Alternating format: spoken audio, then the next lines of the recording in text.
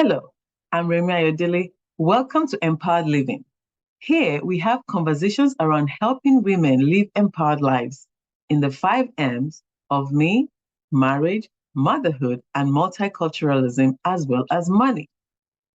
Today, we will discuss how parents can help their teenagers deal with failure. During an interview, I was asked this question, and the simple answer is to teach them to face it, learn from the failures, and move forward. But we all know that it's not that simple. So, in this discussion today, we will be sharing practical steps that parents can take to help their teenagers redefine what failure means and overcome their fear of failure.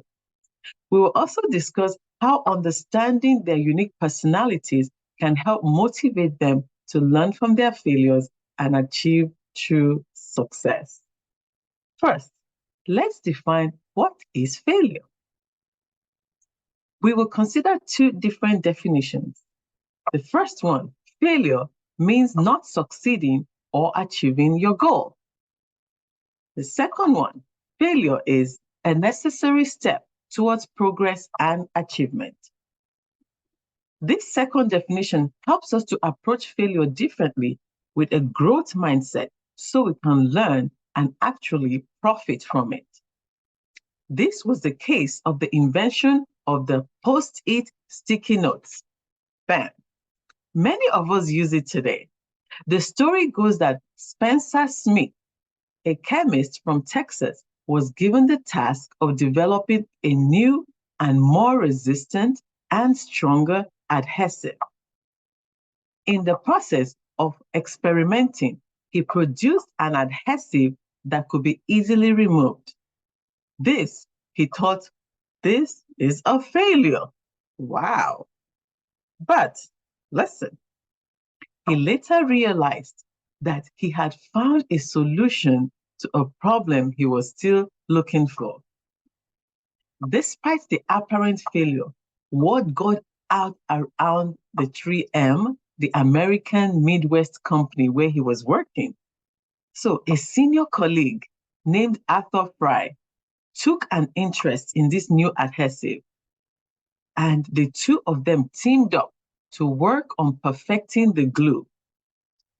Arthur had the idea of using the adhesive to make bookmarks that he would slip in between his hymn book during his choir rehearsal.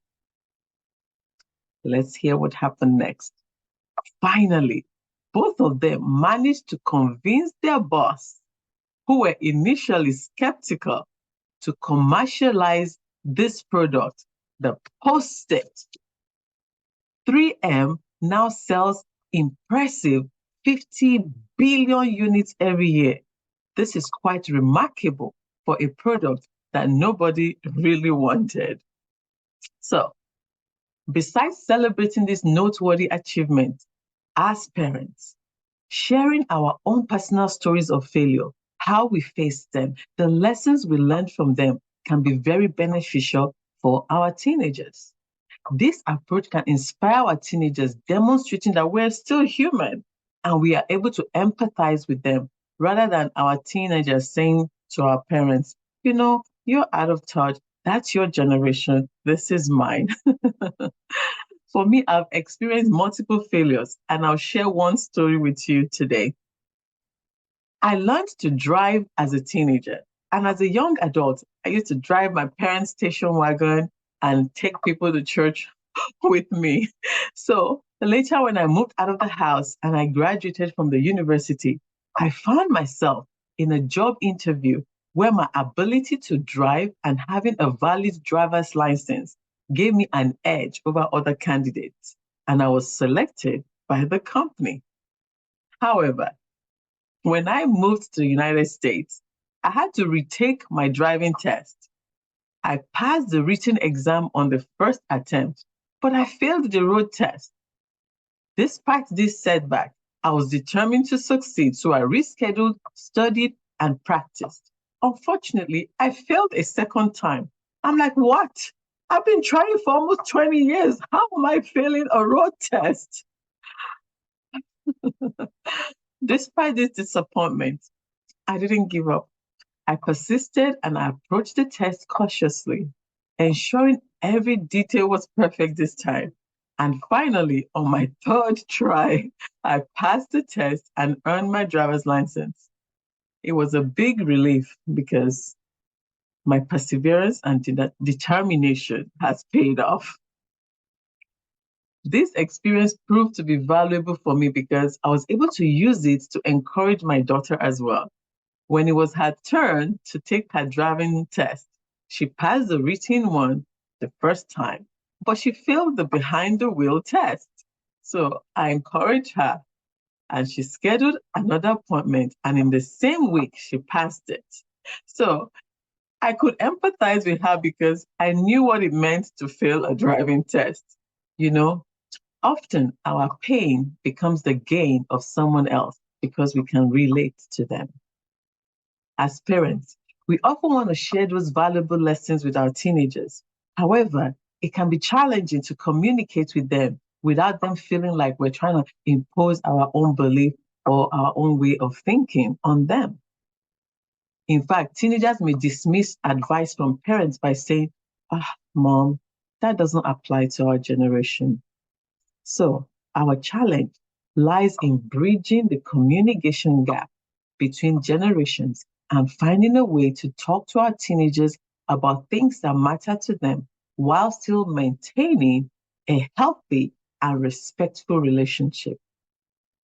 So, to practically help our teenagers navigate failure, we need to know their personalities because different personalities view and approach failure through their own unique lenses. One effective way to address this challenge is by using the DISC method of human behavior. This approach provides a common language for teenagers, the families, and educators, allowing them to communicate effectively and overcome generational barriers. The DISC method classifies human behavior into 4 types. The D is dominant, the I is influential, the S is steady, the C is compliant. Each type have their own unique characteristics and tendencies. For example, the D and the I personality types, they are outgoing and they find it easy to initiate conversations. They enjoy talking and socializing. But in contrast, the S and the C type, they are reserved. They tend to take some time to open up. They prefer to be approached gently and engage in conversations at their own pace. Also, the I and the S personality, they prioritize relationship over task, while the D and the C type, they are task-oriented. They focus on completing work quickly and efficiently. So based on their unique tendencies, each personality type responds differently to failure. The dominant style, they fear losing control or being taken advantage of. The influencing style, they fear not being accepted or appreciated. The steady style, they fear loss of security and they're often resistant to change. The compliant style fears being criticized. So, to overcome the fear of failure and achieve success, each personality style needs a different solution tailored to their own style. This was made clear by the feedback that I got from the leadership students who participated in my DISC training at their local high school. It showed how unique strengths of each personality style helped them overcome their fear of failure and help them to succeed. So, for those with the dominant style, it's important to learn to work with others and trust them. Share responsibilities in order to tap into other personality strengths and build good relationships so you can have a good teamwork environment. So during the training, the dominant style students said they realized that they need to accommodate and respect the opinion of other ideas. They acknowledge that they have a tendency to want to take charge, which can stem from their fear of being taken advantage of. By allowing the opinion of others, they can benefit from the diversity of ideas and make teamwork more efficient, and richer. Those with the influential style, they need to be themselves and make friends with people who appreciate them and value them, because building positive relationships with those who support and understand them is very crucial. One of the students who was an influencing style said they would use their friendliness to build relationship with those who can hold them accountable and keep them on track. By doing so, they hope to become more efficient and avoid failure by being more punctual and reliable. I found that very, very interesting. For the steady style, they need to start small, making changes so they can get used to it gradually. Changes can bring new opportunities and growth, and embracing them can lead to positive outcomes. So during that training, the steady style personality student, she acknowledged that she is very reserved, but she plans to change and take action. She will use her caring nature to ensure that the needs of her teammates are met. She aims to open up and use her skill to serve others. That is growth for the S personality. Finally, to help that compliance style, we have to help them understand that mistakes are part of learning and growing. Everyone makes mistakes and should focus on the progress and improvement rather than on perfection. To learn from the mistakes, use them as a way to improve. So again, during that training, the compliant personality student mentioned that they plan to form groups that involve each of the personality type to ensure that their leadership projects are executed perfectly.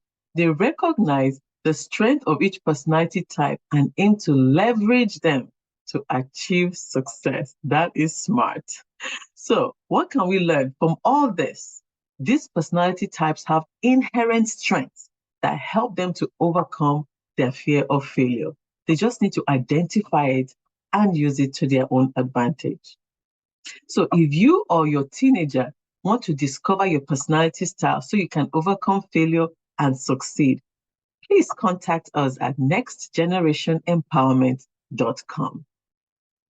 As we round up our discussion for today, we want to note that for all personality types, here are some tips to help overcome the fear of failure, and I have summarized it with the acronym TESLA. T stands for think positively. Shift your mindset and avoid seeing yourself as a failure. Instead, focus on your strengths and what you have accomplished, and don't dwell on setbacks. E is for embrace challenges like an adventure. By approaching challenges with an open mind and viewing them as opportunities to learn, you can foster a positive mindset and tap into your problem-solving abilities. S is for seek support. Seek support from your family, your friends, your teachers. Talking to others can provide encouragement and advice that will help you break big tasks into smaller, more manageable parts.